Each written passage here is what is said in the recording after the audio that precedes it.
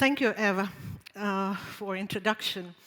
Indeed, and thank you, Baiba, and thank you, Dagnia, for including such a topic as women, peace and security in today's program. Honestly, it was a challenge for myself because I'm used to talk in security conferences, whatever topic comes on my table, but to address business women and talk about women, peace and security is not such an easy task. But at the same time, I took this challenge as a motivator or driver for my research interest and to look how to combine VPS and business in post-reconstruction efforts. If we look at the situation today, then I think it's a common knowledge already that we are living in very turbulent times. And peace and security and even stability is something what we can only dream about, particularly having in mind that we have war going on next to our doors. And it's really very difficult to comprehend that on the one hand, we are living in the 21st century, we believe in diplomacy, we believe in international organizations, we believe in the rule of international law and norms, and suddenly we find ourselves like being individuals somewhere in the 19th century, and we have to listen speeches and also to listen addresses by strangers in international politics. Therefore, when in 2000, and 22 years ago, the United Nations Security Council adopted resolution on women, peace and security, which has a certain number, 1325, it seemed that this is the resolution for the 21st century. It's a resolution which tries really, finally, to address a very urgent issue, because if you look at different wars and conflicts, then the main victims of wars are usually women and children.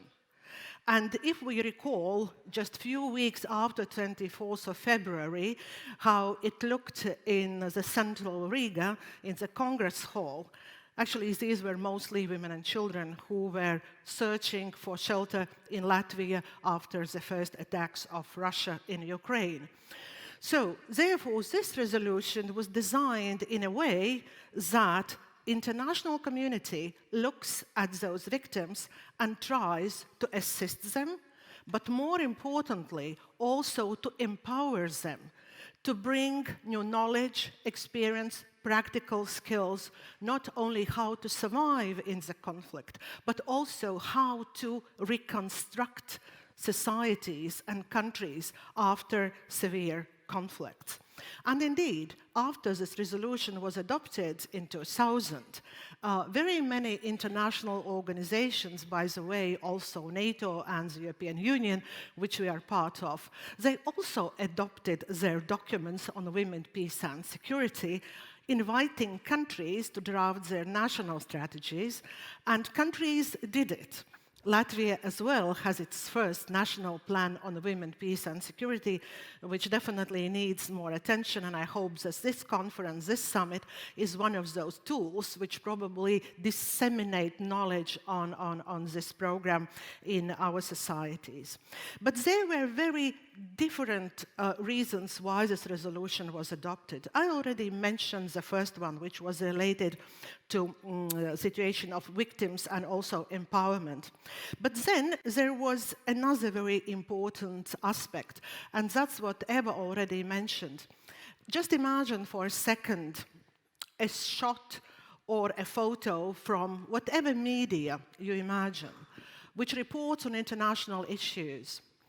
Either it is Middle East, or it is Africa, or it is Latin America, or even further in the Arab world.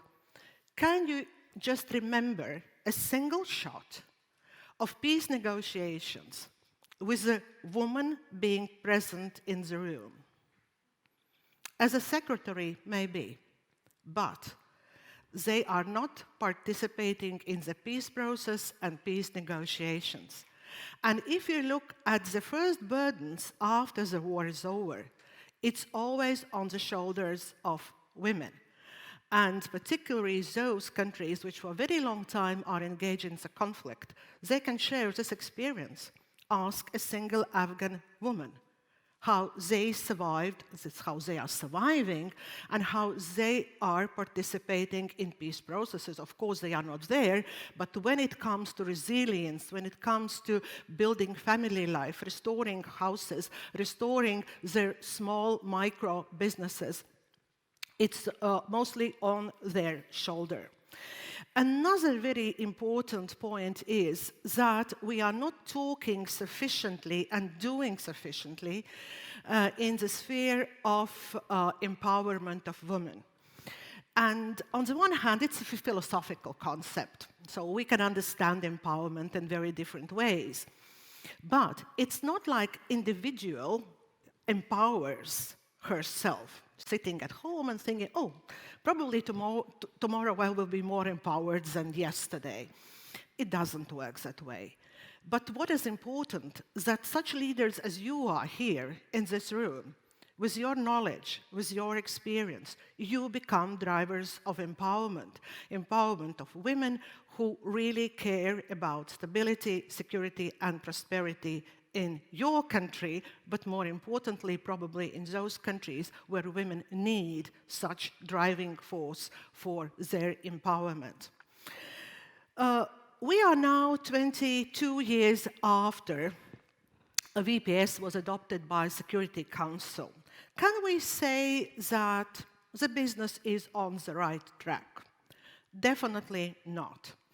There are some achievements, and one of the achievements, what the UN always emphasizes, is related to the number of documents where role of women is mentioned in peace process. And indeed, documents increased by 60%, where women at least become also actors of the peace process. But on the other hand, in other sectors, we cannot be satisfied with the situation. Like, for instance, one of those sectors where we do not see a progress is the number of women in armed forces and also in police. And indeed, Ukraine here is one of those examples in Europe because according to the Washington Post, and also Irina mentioned before, it's about 22% of women serving in active armed forces of Ukraine. Approximately 1/5 of soldiers on the ground, they are women. If we look at NATO and EU member states, you can imagine that Sweden and Denmark or Finland will take the leading role in number of women in armed forces. No, dear participants, it's not the case. Actually, the country with the largest number of women in army is Hungary. Surprise, surprise. Then comes Greece, Bulgaria, France.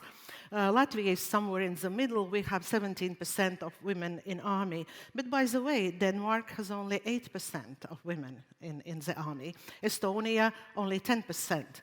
So still, a lot has to be done in that respect. And another point is that war, conflict and violence, it leaves a huge impact on further growth in the country and sustainability of the country.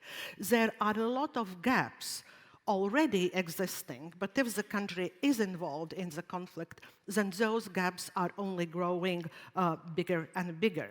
And according to the World Economic Forum, if the current progress remains the same as it is now, it will take 132 years to reach full parity between genders. 132 years. And it's even optimism because if you look at other studies, some studies are even telling that these would be around 200 years to reach the parity. The main point which I wanted to mention right now as a bridge for our further conversation with our guest is that women, peace and security, it's a concept which is not only rooted in security sector. It has links, ties, different type of relations with different sectors in our daily life. For instance, if you look at so-called Sustainable Development Goals, then almost all of those goals, in one or another way, are related to women, peace, and security. And in order to focus just on a few sectors of women, peace, and security issues, and to show diversity of relationship which exist in our very complex world, I would like to introduce you with the next speaker, with Vladyslava Magaletska, who is a former Deputy Minister of Food and Agriculture of Ukraine and former Head of State Service of Ukraine and Food Safety and Consumer Protection. She has very rich experience in different sectors, and she was working at the top-level positions in the Ukrainian government, but also in private business, such as she was a president at Sigma Blazer and Agro Generation, as well as she was a vice president of the Union of Ukrainian Entrepreneurs and member of the National Council of Reform. And after Euromaidan, she was a strong advocate for improving the investment and business climate in Ukraine and was focused on accelerating privatization, reforming public administration, and attracting foreign direct investment to Ukraine to support economic growth. Vladyslava, thank you for being with us today. And as I mentioned before, Sustainable Development Goals, which are cover such issues as poverty, conflicts, violence, survival, they are part of daily agenda in Ukraine. And in recent months, due to the Russia's aggression in Ukraine, we hear that more people, including women and children, will suffer from hunger and also food safety. What are your assessments? What is the state of affairs with food security on the global level right now and how it influences Ukraine? Please, Vladyslava, the floor is yours. Thank you, Žaneta. I would like to welcome all the participants of the summit. It's a great honor for me, and let me bring my highest respect and appreciation Ms. Baiba for organizing this forum and her team and her colleagues. Actually, this is a very important moment for us to share the ideas and our thoughts in regards of how we can improve the situation as a women. And because I'm absolutely agree with Ms. Žaneta when she said that actually we do not have actually women or enough women in peaceful negotiations, unfortunately. You know, even in case you will look on the situation right now that we have in my country, Ukraine, but as well in Russia, you will see only gentlemen who are always heading the situation. So that's why I truly believe that involvement of our First Lady, Ms. Olena Zelenskaya, is crucial and essential, and she is a peaceful maker, actually, with her team, and I think that it's really, really important right now. And due to the really urgent situation that actually connected not only to the countries like Ukraine and Russia, but also those who are neighbors and those who are quite on the long distance, but everybody affected by the situations that happening right now. Actually, war comes in a really difficult moment of the world economy. The recovery from the pandemic-induced recession due to the COVID-19 actually did not bring any kind of the sustainable development, not only for the emerging countries, but also for the well-developed. At the same time, you see the inflation rates, you see the rising of prices, and overall situation is quite demanding. So in case we are talking about the threats of the world hunger, you should understand that Ukraine played a significant role in regards of the food supply all over the world. And right now, you can imagine that the Russia that actually supply gas and oil to European Union, always threatening the countries of the European Union due to this situation. And actually, with the fact of blockage of the Black Sea and vessels in the Black Sea, it gives them possibility to create the situation when they can control more than 20 countries in Africa and on the Mid East in regards of the food security, in regards of the food supply. Because actually Ukraine is well known as a basket of the world. We are the major supplier in a top 3 or 5 countries all over the world who supply not only grains, but any other kind of agricultural products. So that's why, you know, with the understanding that it could bring the threats for the population in regards of hunger that will affect actually economies of the countries, inflation in the countries, even government and political states in these countries. I'm sure that we should be leaders and empower ourselves to be a strong advocates against such a situation, to find our leadership positions in regards how to react on such a threats that actually happening, and to empower our government officials, our businesses to negotiate in regards of this situation. Upcoming November will bring us new level of the negotiations in regards so named grain deals. It's about the corridors in the Black Sea where the vessels are able to ship the goods from Ukraine. And actually, it's absolutely essential due to the fact that you recently saw actually Ukrainian army doing their best and fighting for our land.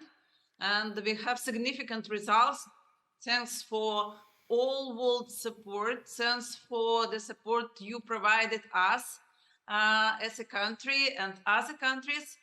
But the recent news just came yesterday in regards of the, let's say, mobilization announced in Russia, actually could affect these grain deals, these negotiations in the United Nations, and we should find enough courage to understand the difficulty of this situation. Because actually, you should understand that later on you will have a really brilliant speaker, Ms. Chantal from Congo, and actually in case you revise the history, so in 1998 till 2003, it was a 5 years war in Congo, which actually took more than 5.5 million of people, of their lives, and actually brought like a significant disaster to all African countries. I don't want to compare our European situation with this situation, but actually you should understand that almost more than 7 months we are fighting for the freedom in Ukraine, for our democracy, for our values, and this situation will affect not only us, but I truly believe that we should defend the world, we should defend the democracy in other countries, we should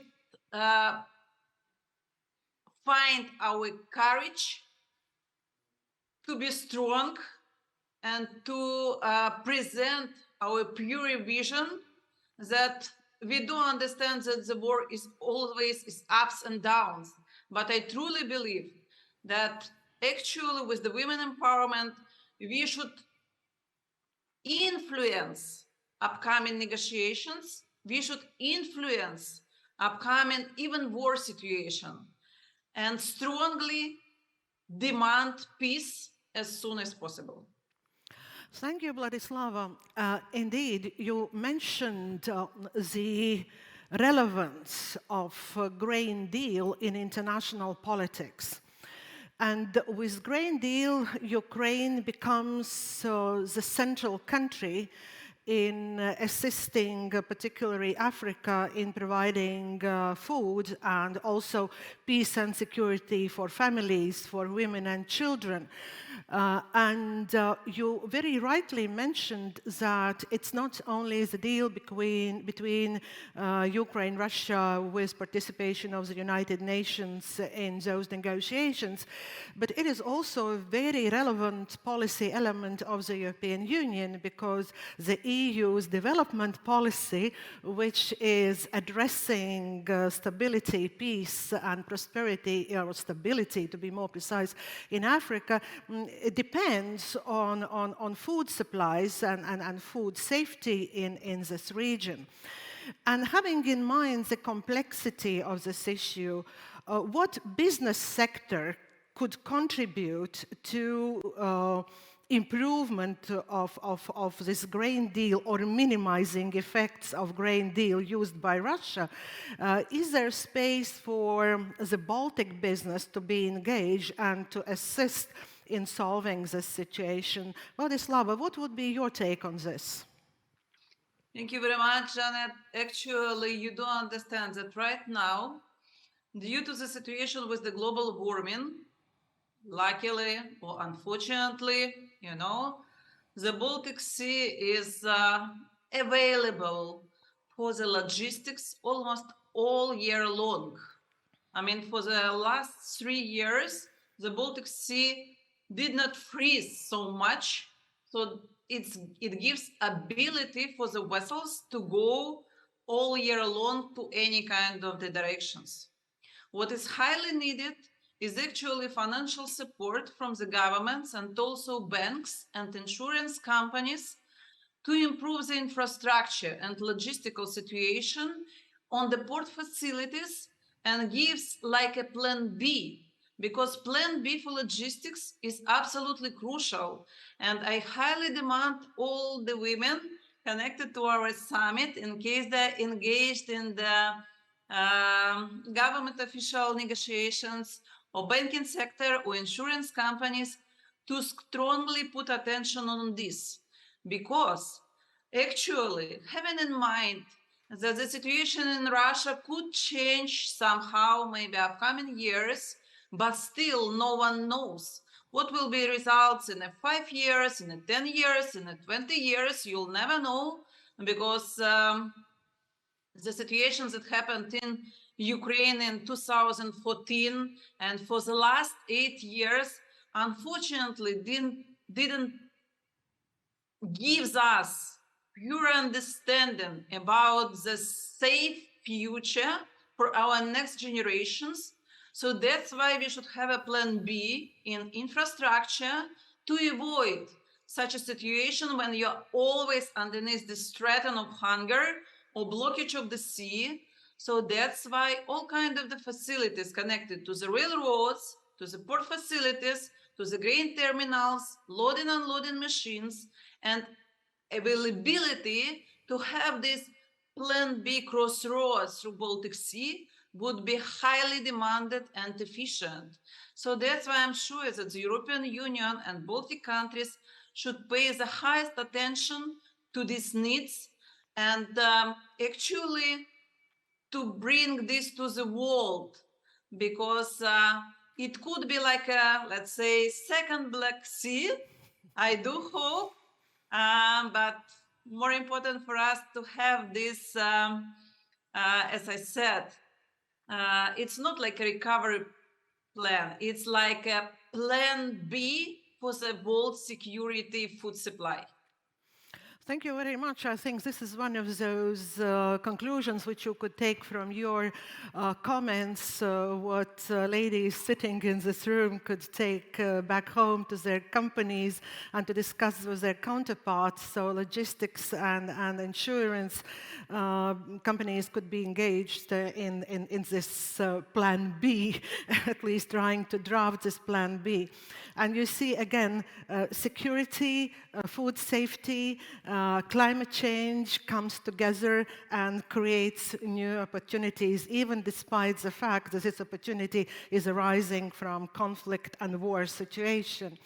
Vladyslava, I wanted to ask you one more question. Actually, it was motivated by Ukrainian students last night. We had a lecture and discussion online, and I asked students to mention one example where they see very clearly effects of Europeanization in Ukraine.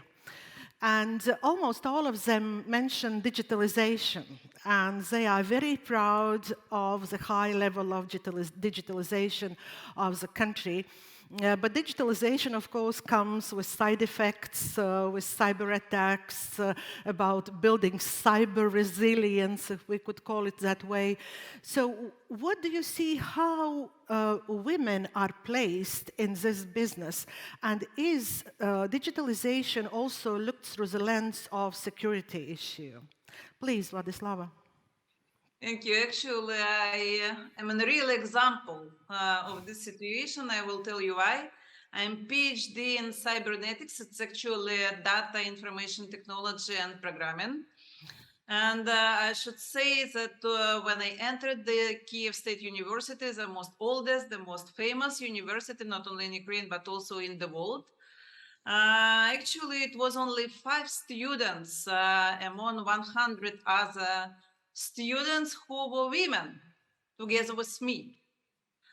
And it's a really crucial situation. I saw the list of the participants of our summit, and I was really proud that actually IT companies representatives and those young women leaders who are leading their startups are here. So that's why I kindly would like you to empower girls to be connected to the data information technology, because cybersecurity and cyber availability is always in line with the programming development, the data technology development. And you know, sometimes the data innovations and all kind of the data information systems are going much more faster than cybersecurity. And this is a really big threat. So that's why I truly believe that in case we will put additional attention of our students, of our future IT leaders, to necessity to develop the cybersecurity along the development with data management, it's absolutely crucial. So that's why in case you're engaged in any kind of the startups, please pay attention how to predict and how to put the strong roots in your software for the future, due to the fact that actually data management and information technologies always open to any kind of the hackers. And actually, unfortunately, countries like Russia as well doing this constantly,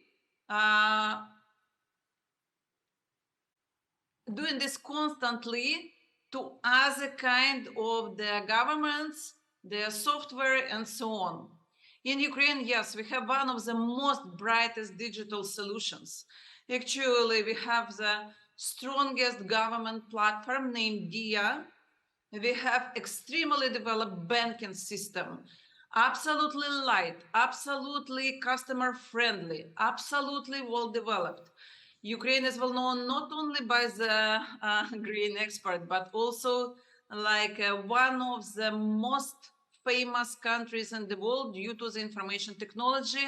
And actually, the quantity of the students all over the world that has origination of the Ukrainian and were learning in our schools and our universities, that became IT programmers or IT leaders all over the world, well known. So that's why I think that we should unite all our efforts in regards of the business and in regards of the government to support this cyber resilience, due to the fact that it could be penetrated by, let's say, not friendly neighbors. Thank you, Vladyslava. It looks that our time is over and we now have to wrap up our session. And before thanking you, I would like really to put some emphasis on a few points which were mentioned during our discussion. I think that we cannot relax, even if ever invited to drink and to eat, and of course we can do that, and we have to do that for different reasons. But we cannot relax because we are living in a very interesting world. On the one hand, we are talking about hyper war with the use of high technology weapons. We are talking about cyber attacks and hackers being ahead of honest digital fighters. We are talking about more and more engaging different civil sector tools into defending and protecting infrastructure, civilians, and so on. But on the other hand, we have 19th century persons next to our borders who still think that with mobilization, with out-of-date weaponry, and just killing people could achieve great aims.